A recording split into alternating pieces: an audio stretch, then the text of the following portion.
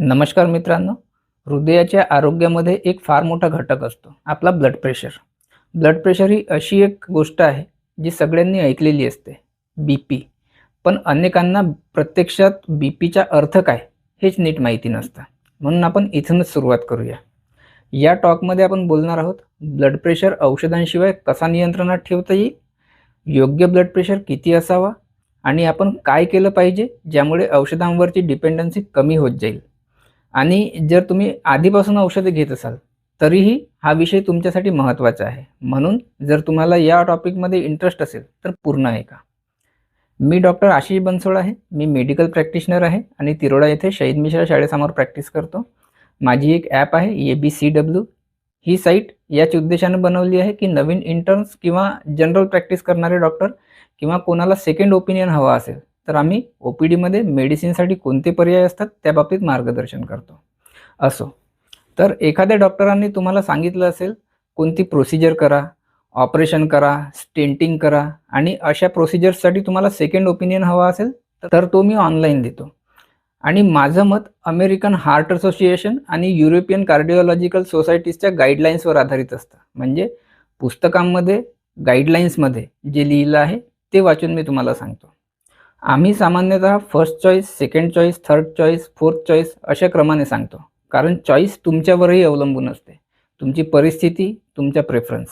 पण वैज्ञानिकदृष्ट्या काय योग्य आहे ते ज्ञान तुम्हाला देण्याचा माझा प्रयत्न असतो. पर्सनल कन्सल्टेशनसाठी मी फीस घेतो. बाकी लिखित स्वरूपात तुम्ही व्हॉट्सॲपवर जर कोणते प्रश्न पाठवले, त्याला मी शक्य तितकं मोफत उत्तरे देतो. पण आजकाल अशा क्वेरीज खूप वाढल्या आहेत. त्यामुळे मोफत असलेल्या गोष्टींसाठी दुर्दैवाने भारतात खूप जण प्रयत्न करतात. म्हणून त्याचं पेंडिंग वाढत जातं. तरी मी रोज साधारणतः 1 ते 1.5 तास अशा क्वेरीजला रिप्लाय करण्याचा प्रयत्न करतो. आता परत आपल्या विषयावर येऊया. ब्लड प्रेशर म्हणजे नेमकं काय? पहा, जेव्हा हृदय ब्लड पंप करतं ना, तेव्हा हृदय आपल्या स्नायूंचा वापर करतो. डाव्या बाजूची मसल खूप स्ट्राँग असते. जेव्हा ही लेफ्ट साइडची मसल जोरात स्क्वीज करते, तेव्हा व्हॉल्व्ह उघडतो. व्हॉल्व्ह उघडल्यावर महाधमनी एओर्टामार्फत संपूर्ण शरीरामध्ये रक्त प्रवाहित होतं. हे रक्त एका प्रेशरने पुढे जातं आणि त्याची एक लहर तयार होते. प्रत्येक ठोका झाला की त्या ठोक्याबरोबर एक वेव्ह पुढे जाते आणि ते वेव्ह नसांना फुलवत फुलवत खालीपर्यंत जाते. डोळे, नाक, तोंड, किडनी, पाय, लिव्हर सगळीकडे रक्त त्या वेव्हने पोहोचतं. नस फुगते आणि मग हृदयाची बीट रिलॅक्स होते. पण असं होत नाही की बीपी एकदम झिरो होतो, कारण व्हॉल्व्ह बंद होतो आणि व्हॉल्व्ह बंद झाल्यामुळे रक्त हृदयात परत येत नाही. फुफ्फुसातून ऑक्सिजनयुक्त रक्त हृदयात येतं आणि मग पुढच्या वेव्हसाठी तेच फ्रेश रक्त पुढे पंप होते. हृदयाच्या प्रत्येक जोरदार पंपिंगसोबत जी नवी वेव्ह तयार होते, तिला म्हणतात सिस्टोलिक ब्लड प्रेशर. जेव्हा तुम्ही बीपी मोजता, तेव्हा 2 व्हॅल्यूज येतात, वरची आणि खालची. वरची व्हॅल्यू म्हणजे त्या ठोक्यासोबत तयार झालेल्या वेव्हचा प्रेशर, तो म्हणजे सिस्टोलिक ब्लड प्रेशर. आणि जेव्हा व्हॉल्व्ह बंद होतो, त्या काळात हृदयातून रक्त पुढे जात नसतं, तरी देखील जो प्रेशर त्या आर्टरीमध्ये असतो, त्याला म्हणतात डायस्टोलिक प्रेशर. तो म्हणजे खालचा आकडा असतो. तुम्ही जे 120/80 मोजता, त्या पद्धतीने सांगत आहे. म्हणजे सिस्टोलिक आणि डायस्टोलिक दोन्हीमुळेच आपल्या अवयवांना सतत रक्तपुरवठा जो आहे तो होत राहतो. दोन्ही प्रेशर अंगांना रक्त पोहोचवण्यात भूमिका बजावत असतात. आपण म्हणतो नॉर्मल बीपी 120/80, पण 120/80 हा फिगर कसा आला? 130 किंवा 110 का नाही? हे आपण कसं ठरवलं? हे मुळात निरीक्षणांवर आधारित विज्ञानातून. ऑब्झर्वेशनल सायन्स म्हणजे काय? पूर्वीपासून आपल्याकडे बीपी मोजण्याची साधनं होती. शेकडो वर्षापासून आपण बीपी मोजतोय.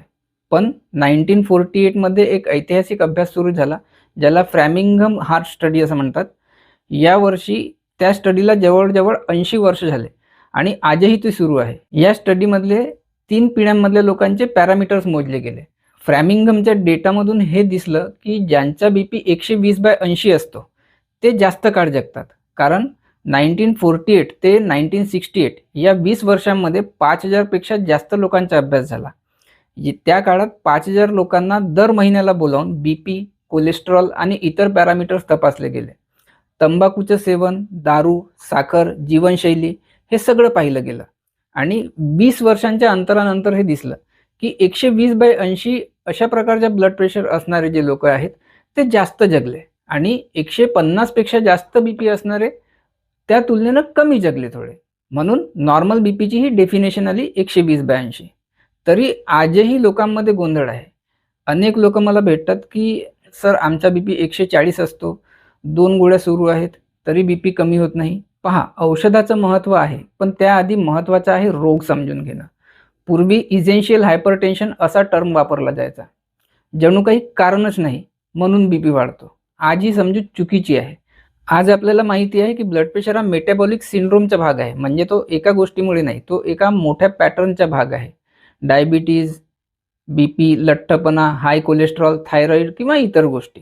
ब्लड प्रेशर हा एक आजार आहे आणि तो नैसर्गिकरित्या बऱ्याच लोकांमध्ये तो नियंत्रणातही आणता येतो. मी माझ्या कॉलेजच्या दुसऱ्या वर्षात असताना माझ्या काकांना साधारण 45 वर्षाच्या आसपास हाय बीपीचा त्रास सुरू झाला. मी त्यांना काही उपाय सांगितले आणि त्यांनी ते केल्यामुळे 5 वर्ष औषधांशिवाय बीपी कंट्रोलमध्ये ठेवला. 5 वर्षानंतर मात्र दुर्दैवाने त्यांना औषधांची गरज पडली आणि आजपर्यंत ते घेत आहेत. माझे काका आता 76 वर्षाचे आहेत. गेली 26 वर्षे औषधे सुरू आहेत, पण तरीही एकाच गोळीवर त्यांचा ब्लड प्रेशर व्यवस्थित कंट्रोलमध्ये आहे. म्हणून या बेसिक गोष्टी आहेत. प्रत्येक बीपीच्या रुग्णाला माहिती असणे गरजेचं आहे. पण हे सगळं तुम्ही तेव्हाच करू शकाल जेव्हा तुम्ही बीपी मोजाल. बीपी ही अशी गोष्ट नाही की ती स्वतः सांगेल माझा बीपी वाढला. तुम्हाला मोजावं लागेल. म्हणून पहिला मुद्दा बीपी मोजा. बीपी मोजला नाही तर बीपी वाढला हे कळणारच नाही आणि मग बाकी सगळे उपाय निरुपयोगी ठरतील. तर सर्वात पहिली आणि महत्त्वाची गोष्ट म्हणजे मेजर युअर बीपी. आता एकामागून एक मी तुम्हाला त्या गोष्टी सांगतो ज्यामुळे बीपी कमी करता येतो. पहिली गोष्ट, जर तुमचं वजन वाढलेलं असेल तर वजन कमी करणं खूप मदत करतं. तुम्ही म्हणाल सर हे तर अशक्य आहे, पण वजन करण्याच्या पद्धती काय, किती आणि केव्हा खावे, इंटरमिटंट फास्टिंग कशी फायदेशीर, हे मी तुम्हाला पुढील व्हिडिओजमध्ये टाकणारच आहे. त्यामुळे चॅनल सबस्क्राईब करून ठेवा. वजन कमी केल्यानेच बीपी बऱ्याच प्रमाणात कंट्रोलमध्ये येतो. दुसरी गोष्ट BMI. BMI काय असतो त्याचा फॉर्म्युला तुम्हाला स्क्रीनवर दिसेल. BMI 25च्या वर गेला की ओव्हरवेट, पुढे ओबेसिटी, एक्स्ट्रीम ओबेसिटी अशा प्रकारचे विषय येतात. पण जर BMI 25च्या खाली ठेवला तर बीपी कंट्रोल होण्याचे चान्सेस जास्त असतात. समजा तुमचा BMI 28 आहे, तो 25ला आणलात तरी मदत होईल. 23 केला तर आणखी चांगला. 20च्या खाली घेऊन जाणे योग्य नाही, कारण मग अंडरवेट होऊ शकता. अंदाजे 10 किलो वजन कमी केल्याने बीपी कमीत कमी 20 पॉईंटनं कमी येतो. समजा आज बीपी 150 आहे आणि तुम्ही 10 किलो वजन जर हळूहळू कमी केलं तर तो 130 पर्यंत येऊ शकतो. हे एक रफ स्केल आहे समजावण्यासाठी. दुसरा अतिशय महत्त्वाचा मुद्दा एक्झरसाइज.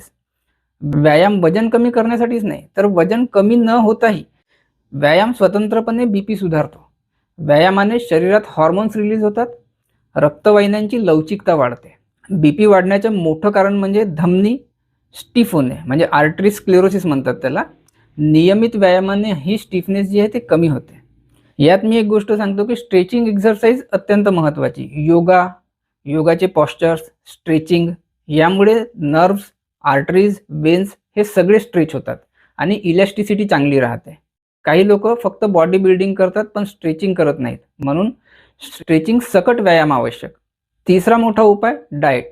तुम्ही म्हणाल हेच तुम्ही वारंवार सांगता, पण वजन कमी करण्यासाठी 2 मोठी टूल्स आहेत, एक्झरसाइज आणि डाएट. डाएट म्हणजे कमी खाणं नाही. सगळ्यांनाच खायला आवडतं, मलाही आवडतं, मीही फूडी आहे. पण समजूतदारपणे खा. काय खायचं काय न खायचं हे समजून घ्या. माझ्या हॉस्पिटलचे लोक मला नेहमी म्हणतात की सर तुम्ही जसेचे तसे फिट आहात म्हणून. तसा मी थोडासा पातळ आहे कदाचित. पण डाएटमध्ये एक बेसिक आयडिया आहे. खाण्याच्या 2 वेळेमधला गॅप. तुमची ईटिंग विंडो जर 8 तासांपर्यंत तुम्ही मर्यादित केली ना तर दिवसभर इन्सुलिन हाय राहत नाही. आपण काय करतो, आपण सकाळी नाश्ता, चहा बिस्किटं, मग लंच, मग संध्याकाळच्या चहा बिस्किट, मग फळं, मग डिनर, असं सतत काही ना काही खातच असतो. त्यामुळे पॅनक्रियाजला सतत इन्सुलिन बनवावं लागतं आणि इन्सुलिन हाई राहतो. इन्सुलिन हा ग्रोथ फॅक्टरसारखा काम करतो. शरीर वाढवतो, लठ्ठपणा वाढवतो आणि बीपीही वाढवतो. अन्नाचा स्ट्रेसही शरीरावर येतो. म्हणून जर तुम्ही 12 तास खाण्याऐवजी तेच खाणं, तेवढंच खाणं 8 तासात पूर्ण केलं आणि उरलेले 16 तास काहीही खाल्लं नाही तर त्याच प्रमाणात खाल्लं तरी वजन कमी होईल, बीपी चांगला राहील, डायबिटीस सुधारेल आणि हार्ट किंवा लकवा याचा धोका कमी होईल. आता अन्नावर आणखी फोकस करू. साल्ट, मीठ. नेचरने आपल्याला एक्स्ट्रा मीठ दिलेलं नाही आहे. नैसर्गिक पदार्थामध्ये आधीच मीठ असतं, पण आपण जे अतिरिक्त मीठ स्वयंपाकात टाकतो आणि टेबलवर वरूनही घालतो, दोन्ही हानिकारक आहेत. हेच मीठ अनेकांचा बीपी वाढवतं. साल्टला काही लोक साल्ट रिस्पॉन्डर्स असतात, काही नॉन रिस्पॉन्डर्स असतात. पण कोण साल्ट रिस्पॉन्डर आहे हे ओळखणं सोपं नसतं, म्हणून सर्वांसाठी जनरल ॲडवाईस लागू होते. वर्ल्ड हेल्थ ऑर्गनायझेशननुसार दररोज मीठ 6 ग्रॅमच्या खाली ठेवलं तर खूप मदत होते. भारतीय, आपण इंडियन सरासरी 25 ते 30 ग्रॅम मीठ घेतो. लोणचं, पापड, नमकीन या सगळ्यात मीठ खूप असतं, म्हणून मीठ कमी करण्याची खूप मोठी गुंजाईश आहे. मीठ कमी केल्याने बीपी कमी तर होतोच, पण किडनीवरचा लोडही कमी होतो. कारण जास्त मीठ रक्तात गेलं की ते पाणी खेचतं, रक्ताचं व्हॉल्यूम वाढवतं आणि बीपी वाढवतो. मग किडनीला मेहनत करून ते मीठ लघवीतून बाहेर काढावं लागतं. म्हणून मीठ कमी म्हणजे बीपी कमी आणि किडनीवरचा भारही कमी. बरं, आता पिण्याबाबत अल्कोहोल. पूर्वी थोडं अल्कोहोल चांगलं मानलं जायचं, पण आता मजबूत एव्हिडन्स येतात की आठवड्याला 2 युनिट्स म्हणजे 1 युनिट म्हणजे 60 ml, 2 युनिट्सपेक्षा जास्त अल्कोहोल योग्य नाही. प्रमाणाबद्दल अजूनही ग्रे झोन्स आहेत. कॅन्सरच्या बाबतीत तर 1 थेंब अल्कोहोल सुद्धा धोका वाढवतं, असं स्पष्ट दिसतं. हार्टच्या बाबतीतही पुढच्या 5-10 वर्षात आपल्याला अजून स्पष्ट पुरावे मिळतीलच की अल्कोहोलचा 1 थेंबही हानिकारक असू शकतो. म्हणून जितकं कमी तितकं चांगलं. 2 युनिट्सपेक्षा जास्त घेत असाल तर नक्की कमी करा. आता स्मोकिंगबद्दल मी अनेकदा सांगितलंय, स्मोकिंगचा तर रत्तीभर फायदा नाही. अल्कोहोल घेताना लोक म्हणतात हॅपी वाटतं, पण स्मोकिंगमध्ये तर तो पण फायदा नाही आहे, फक्त नुकसानच आहे. आणि हे काय, हे ॲडिक्शन आहे. मित्र, परिसरामुळे सुरू होतं, सवय बनते, सोडणं कठीण असतं. पण एकदा सोडलं आणि तुम्ही त्या सर्कलपासून दूर गेलात तर ते सहज शक्य होतं. आणि स्मोकिंग सोडण्याचा एकच मार्ग, अचानक सोडा, आत्ताच सोडा आणि पुन्हा कधीही उचलू नका. 10चे 5, 5चे 4 असं करू नका, ते सुटत नाही. स्मोकिंग सोडताच बीपी कमी होतो, कारण निकोटीन रक्तवाहिन्या आकुंचित करते, कॉन्ट्रॅक्ट करते, नसा आकुंचित होतात, बीपी वाढतो. म्हणून स्मोकिंग टाळलं की बीपी आपोआपच कमी होतो. आता एक महत्त्वाचा मुद्दा, स्ट्रेस. प्रत्येकाने स्वतःकडे पाहायला हवं. बुद्धिझम म्हणतं आपण या मार्गावरचे प्रवासी आहोत. जीवन जन्मापासून मृत्यूपर्यंतचा प्रवास आहे. या मोठ्या चित्रात आपण सगळेच छोटे आहोत. त्यामुळे छोट्या छोट्या गोष्टींवर स्ट्रेस घेणं थांबवा. तुम्ही कितीही मोठं काम करत असलात, जर तुम्ही ते करताना आनंद घेत नाही आणि सतत तणावात असाल तर ते तुमच्या हृदयासाठी, तुमच्या बीपीसाठी चांगलं नाही. महान लोक महान होतात कारण ते स्ट्रेस कंट्रोल करायला शिकतात. स्ट्रेस कंट्रोल केल्याने बीपी सहज 5 ते 10 पॉईंट्सने कमी होऊ शकतो. मेडिटेशन, माइंडफुलनेस आणि विविध ॲक्टिव्हिटी. कोणाला संगीत, कोणाला पेंटिंग, कोणाला गार्डनिंग, कोणाला कुत्र्यासोबत खेळून, कोणाला मुलांसोबत वेळ घालवून. प्रत्येकाचा स्ट्रेस कमी करण्याचा वेगळा मार्ग असतो. जे तुम्हाला शांत करतं ते करा. आणि याचाच विस्तार आहे स्लीप. झोप बिघडली तर शरीरावर स्ट्रेस येतो आणि बीपी वाढतो. स्लीप हायजीनचेही काही उपाय आहेत. झोपायची खोली पूर्ण अंधारात ठेवा. जितका अंधार तितकी झोप चांगली. झोपायची वेळ 10 असेल तर 9:30 पर्यंत टीव्ही बंद झाला पाहिजे. 9:55ला टीव्ही बंद करून 10ला झोप येईल असं होत नाही. झोपेच्या आधी अर्धा तास वातावरण शांत करा. बेड आरामदायक ठेवा, उशी आरामदायक ठेवा. खाणं 8ला केलं असेल तर 10ला झोपू शकता. 6ला खाल्लं तर 9ला पण झोपू शकता. लठ्ठपणा हा अनेकदा झोप खराब होण्याचं कारण असतं, कारण स्लीप ॲपनिया. आता हे स्लीप ॲपनिया म्हणजे काय? काही लोकांना खर्राटे नॉर्मल असतात, पण जर खर्राट्यामुळे तुमची झोप तुटते आणि श्वास अडकतोय असं वाटून तुम्ही जागे होता, तर ते स्लीप ॲपनिया असू शकतं. झोपेत गळ्याचा भाग दाबला जातो, हवा जात नाही, ऑक्सिजन कमी होतो, CO2 वाढतो आणि मग मेंदू जागा करतो. प्रत्येक वेळी असा स्ट्रेस आला की बीपी वाढतो. ज्यांना स्लीप ॲपनियाची शक्यता आहे त्यांनी स्लीप स्टडी करावी. उपचार उपलब्ध आहेत. आणि इथेही सर्वात महत्त्वाचं म्हणजे वजन कमी करा. वजन कमी केल्याने स्लीप ॲपनिया बराच सुधारतो, कारण गळ्याजवळची चरबी कमी होते आणि श्वासाचा मार्ग मोकळा होतो. स्लीप ॲपनिया ही अशी गोष्ट आहे ना की जी अनेकांना माहीतच नसते आणि ती वाढत वाढत हाय बीपी, हार्ट अटॅक, लकवा यापर्यंत घेऊन जाऊ शकते. मला आशा आहे तुम्हाला हे सगळे मुद्दे समजले असतील आणि मदत झाली असेल. हे उपाय नैसर्गिकपणे वापरले तर तुम्ही तुमचे बीपीचे औषध टाळू शकता. नियमितपणे केलं तर ज्यांची एक गोळी आहे तीही कदाचित पूर्णपणे बंद होऊ शकते. तुम्ही इथपर्यंत व्हिडिओ बघितला याचा अर्थ तुम्ही आपल्या हेल्थबद्दल खरंच जागरूक आहात. माहिती योग्य वाटली असेल तर कृपया लाईक आणि सबस्क्राईब करा. धन्यवाद.